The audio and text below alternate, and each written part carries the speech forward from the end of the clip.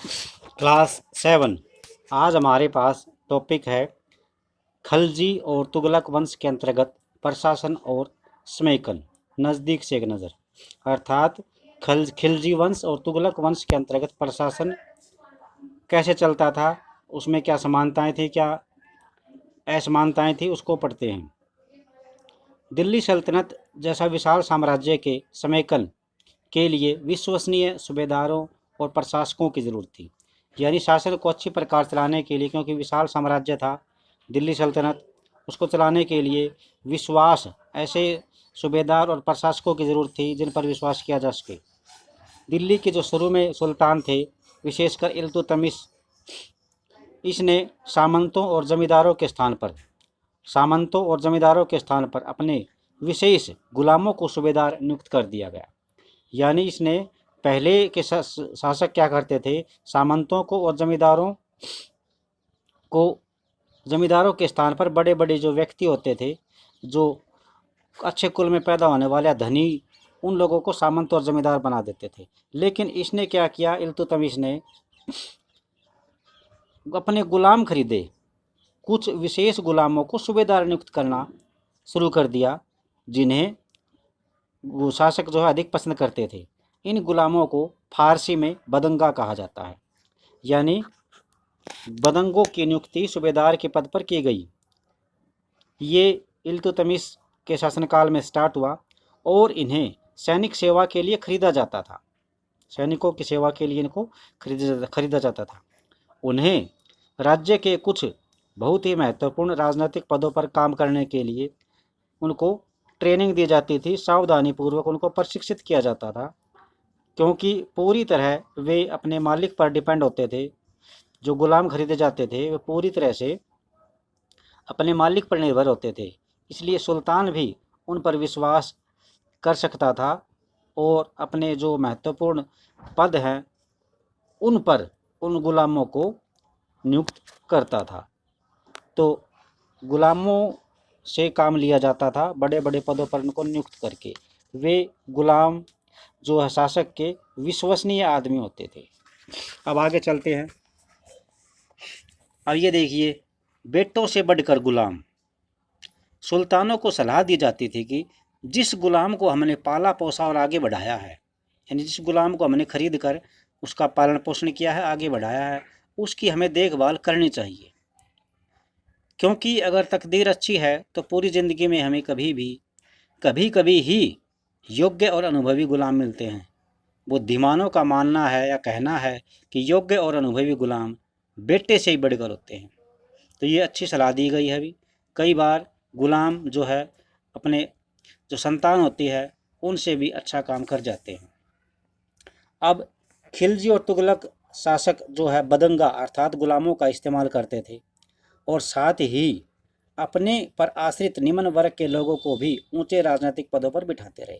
अर्थात जो पूरी तरह से शासक पर निर्भर होते थे, नीची जाति के लोग, कमज़ोर वर्ग के लोग, उनको भी उन्होंने ऊंचे राजनीतिक पदों पर बिठाया। ऐसे लोगों को सेनापति और सूबेदार जैसे पद दिए जाते थे। लेकिन इससे राजनीतिक अस्थिरता पैदा होने लगी। यानी जब ऐसे लोगों को जो पूरी तरह से गरीब थे, शासक पर डिपेंड थे, उनको बड़ा पद दिया गया, तो इससे राजनीति में, राजकाज में अस्थिरता पैदा होने लगी। गुलाम और आश्रित अपने मालिकों और संरक्षकों के प्रति तो वफादार थे।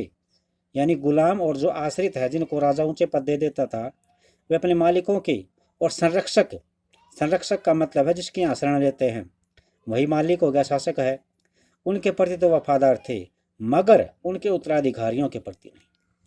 यानी गुलाम और आश्रित अपने जो पद उनको दिया जाता था उस पर रहते हुए वो मालिकों के प्रति तो वफादार थे, परंतु उनके बाद जो सुल्तान जिसको सूबेदार नियुक्त करता था या सेनापति नियुक्त करता था, उनके प्रति वो अपने उत्तराधिकारियों के प्रति वफादार नहीं होते थे। नया सुल्तान जब भी कोई बनता था तो अपने उसके नौकर होते थे खुद के।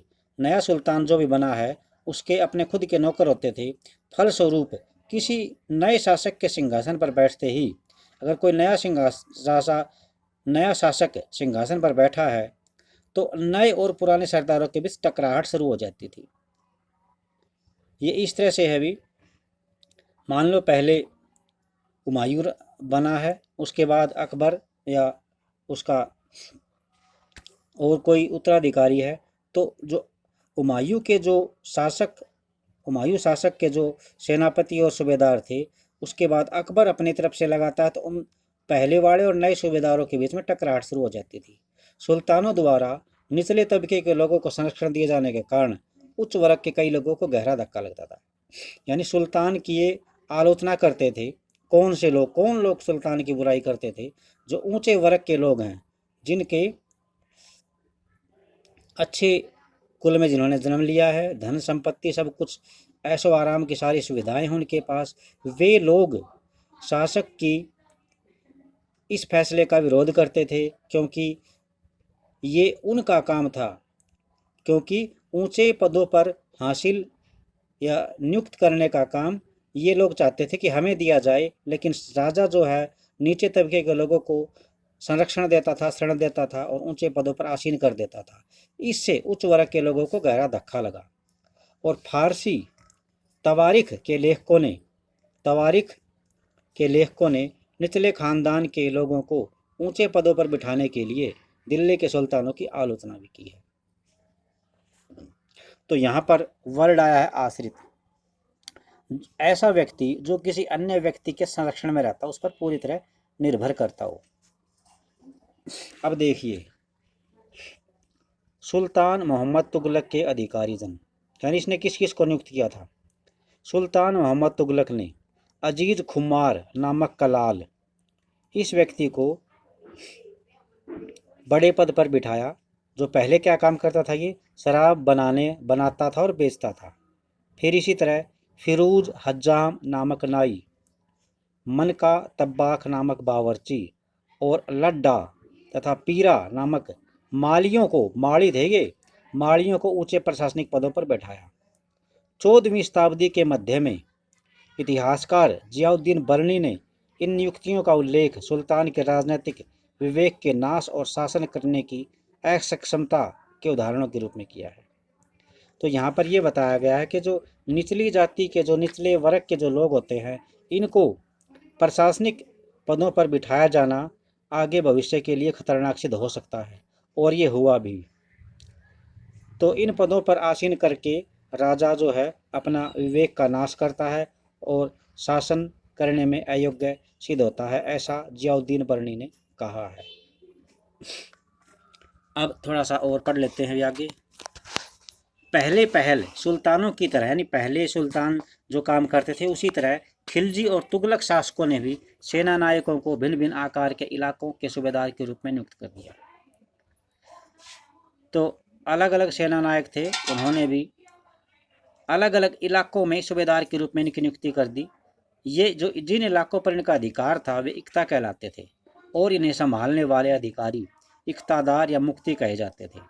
मुफ्ती का ये फर्ज था कि सैनिक अभियानों का नेतृत्व किया जाए और अपने इक्तों में कानून और समाज व्यवस्था बनाए रखे, यानी अपने इलाकों में कानून का और व्यवस्था का पालन करे।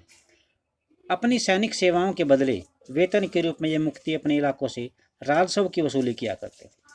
यानी सैनिक सेवाओं के बदले वेतन के रूप में क्या करते थे? ये राजस्व, यानी किसानों से लगान वसूल करते थे। राजस्व के रूप में मिली रकम से ही वे अपने सैनिकों को तनख्वाह देते थे। मुफ्ती लोगों पर काबू रखने का सबसे प्रभावशाली तरीका था। उनका पद वंश परंपरा